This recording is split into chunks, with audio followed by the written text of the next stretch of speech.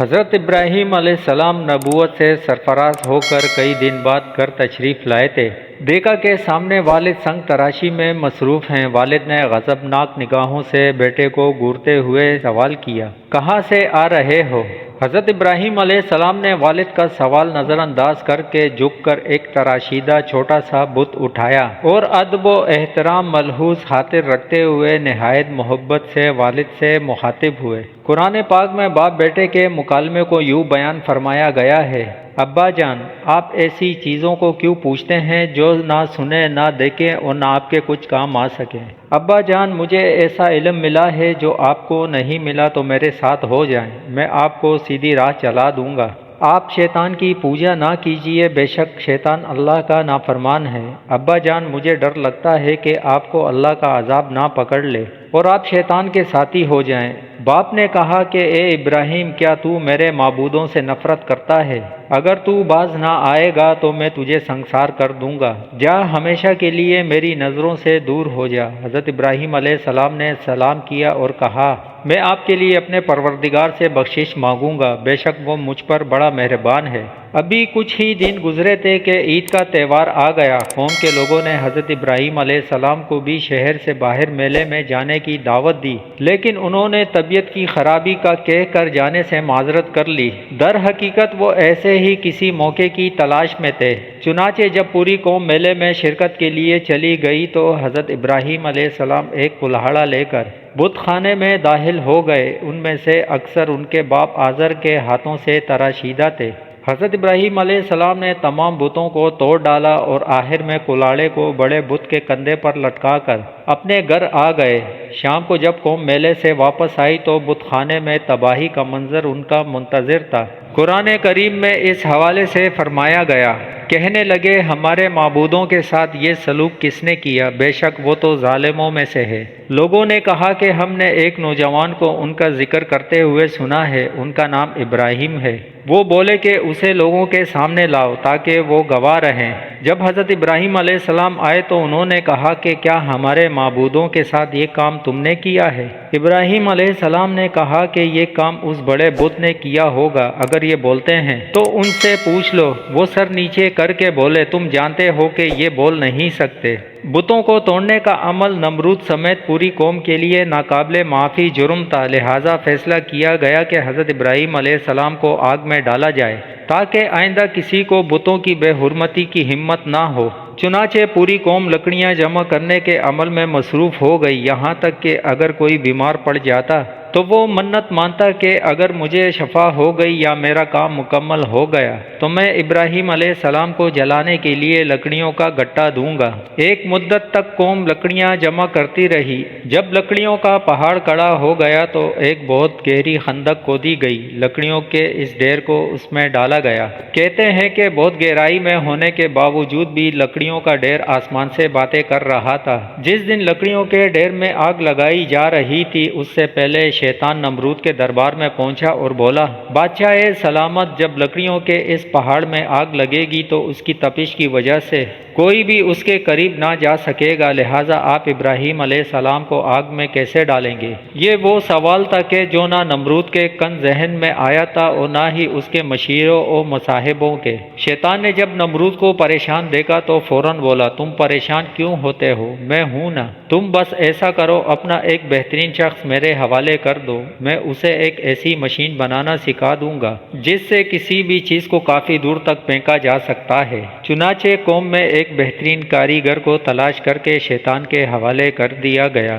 علامہ عماد الدین ابن کثیر رحمۃ اللہ علیہ فرماتے ہیں کہ جو مشین بنائی گئی اسے منجنیق کا نام دیا گیا۔ سنگ باری کی یہ دستی مشین ایک مقام پر کڑی کر دی گئی۔ منجنیق بنانے والے شخص کا نام ہیزن تھا۔ وہ دنیا کا پہلا انسان تھا جس نے منجنیق بنائی، جس کی پاداش میں اللہ تعالیٰ نے اسے زمین میں دسا دیا اور وہ قیامت تک زمین ہی میں دستا رہے گا۔ تاریخی روایات میں ہے کہ شہر کے لوگ کئی ماہ تک میدان میں لکڑیاں جمع کرتے رہے۔ دراصل قوم نمرود لکڑیاں جمع کرنے کا کام اپنے باطل معبودوں کی خوشنودی کے لیے کر رہی تھی تاکہ پتھر کے وہ سب معبود ناراضی ختم کریں اور حضرت ابراہیم علیہ السلام کے ہاتھوں ہونے والے نقصان کی تلافی ہو سکے۔ لکڑیاں جمع کرنے کے بعد 7 دن اور رات پوری قوم اس میں آگ لگا کر اسے بھڑکاتی رہی، یہاں تک کہ اس کے شعلے فضا میں آسمان تک اس قدر بلند ہو گئے کہ اگر کوئی پرندہ اس پر سے گزرے تو جل جائے۔ آگ اپنے عز و عظمت کے ساتھ بھڑک رہی تھی۔ اللہ کے خلیل کو موٹی رسیوں میں جکڑ کر منجنیق کے پلڑے میں بٹھا دیا گیا۔ اللہ کے خلیل کو موٹی رسیوں میں جکڑ کر منجنیق کے پلڑے میں بٹھا دیا گیا۔ ابلیس کے مکرہ چہرے پر شیطانی مسکراہٹ تھی، وہ بھیس بدل کر اس پورے عمل کی نگرانی کر رہا تھا۔ جس وقت پیغمبر خدا منجنیق کے ذریعے آگ کے اس خوفناک سمندر میں ڈالے جانے والے تھے، اس وقت ملائکہ سمیت زمین و آسمان کی سب مخلوقات چیخ اٹھی کہ یا رب، تیرے خلیل پر کیا قیامت گزر رہی ہے۔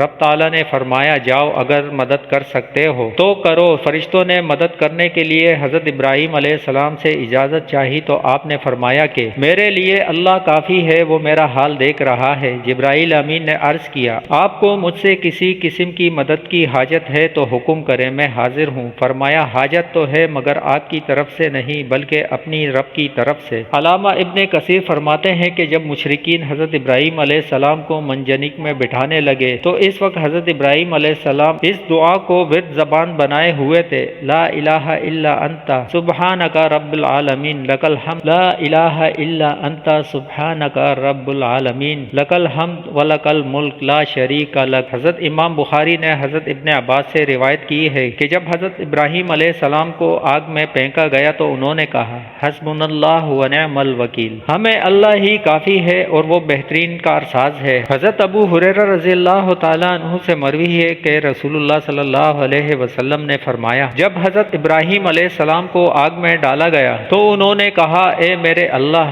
تو آسمان میں تنہا ہے اور زمین میں تیری عبادت کرنے والا تنہا ہے۔ ارشاد باری تعالیٰ ہے کہ اور ہم نے حکم دیا، اے آگ ٹھنڈی پڑ جا اور ابراہیم کے لیے سلامتی والی بن جا۔ علماء فرماتے ہیں کہ اگر اللہ تعالیٰ ٹھنڈی کے ساتھ سلامتی والا نہ کہتا تو اس آگ کی ٹھنڈک حضرت ابراہیم علیہ السلام کے لیے ناقابل برداشت ہوتی۔ بہرحال یہ ایک بڑا معجزہ ہے جو آسمان سے بات کرتی ہوئی دہکتی بھڑکتی آگ کے گل و گلزار بن جانے کی صورت میں حضرت ابراہیم علیہ السلام کے لیے اللہ کی مشیت سے ظاہر ہوا، اور اسی طرح اللہ نے اپنے نبی کو مشرکین کی شیطانی سازشوں سے محفوظ فرمایا۔ علامہ ابن کثیر قصص الانبیاء میں فرماتے ہیں کہ ابن عباس و سعید بن مسیب سے مروی ہے کہ سخت پریشانی کے عالم میں کہہ رہا تھا کہ کب مجھے حکم ملے گا کہ میں موسلا دار بارش برساؤں، لیکن اللہ کا حکم اس کی سوچ سے بھی زیادہ برق رفتار تھا اور اللہ نے خود ہی آگ کو حکم فرما دیا تھا۔ ان نازک لمحات میں حضرت جبرائیل علیہ السلام ان کے ساتھ تھے اور آپ کی جبین اطہر پیشانی سے پسینہ پہنچ رہے تھے۔ پسینے کے علاوہ کوئی اور تکلیف آپ کو نہیں پہنچی۔ حضرت کعب بن احبار بیان فرماتے ہیں کہ جس روز حضرت ابراہیم علیہ السلام کو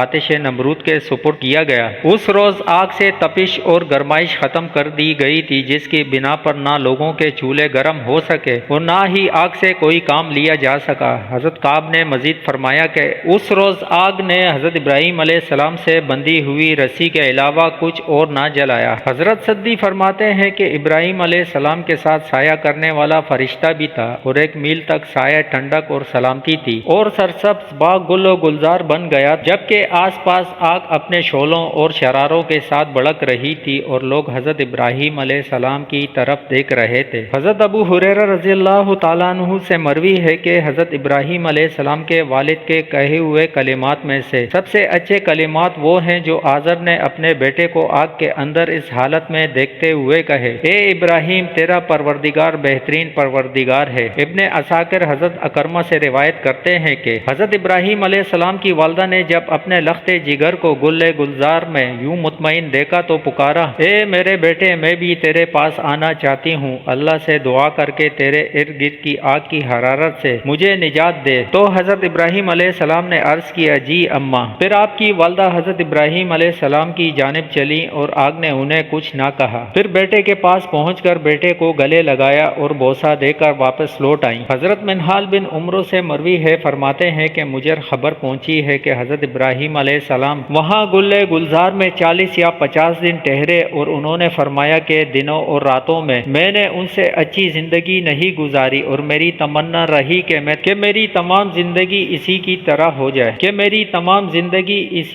ہو جائے۔ کفار و مشرکین حضرت ابراہیم علیہ السلام سے انتقام لینا چاہتے تھے مگر رسوا و ذلیل ہوئے، بلند ہونا چاہا لیکن پست و خوار ہوئے، غالب ہونا چاہا مگر مغلوب ہو گئے۔ حضرت ابراہیم علیہ السلام کے عشق حقیقی کو بڑے خوبصورت انداز میں پیش کیا گیا ہے۔ حضرت ابراہیم علیہ السلام کو جب آگ میں ڈالا گیا تو آپ کی عمر 16 یا 20 سال تھی۔ آپ کتنی مدت تک آگ میں رہے، اس سلسلے میں 3 اقوال ہیں۔ بعض مفسرین کہتے ہیں کہ آپ 7 دن تک آگ میں رہے، بعض نے تحریر کیا ہے کہ 40 دن رہے اور بعض کے مطابق 50 دن تک آگ میں رہے۔ قرآن کریم میں آتش نمرود جس میں اللہ کے نبی حضرت ابراہیم علیہ السلام کو ڈالا گیا تھا، اس کا 4 مقامات پر ذکر آیا ہے۔ قرآن کریم کی سورہ انبیاء، سورہ عنکبوت، سورہ صافات کی آیت نمبر 97 میں حضرت فاقہ بن مغیرہ کی آزاد کردہ لونڈی صاحبہ سے روایت ہے کہ سیدہ عائشہ صدیقہ کے پاس ایک نیزہ ہوا کرتا تھا۔ میں نے ان سے پوچھا کہ آپ اس سے کیا کام لیتی ہیں؟ فرمایا کہ ہم اس سے چپکلیاں مارتی ہیں، کیونکہ ہمیں اللہ کے نبی نے بتایا ہے کہ جب حضرت ابراہیم کو آگ میں ڈالا گیا تو زمین کے سب جانور آگ بجھانے میں مصروف تھے سوائے چپکلی کے،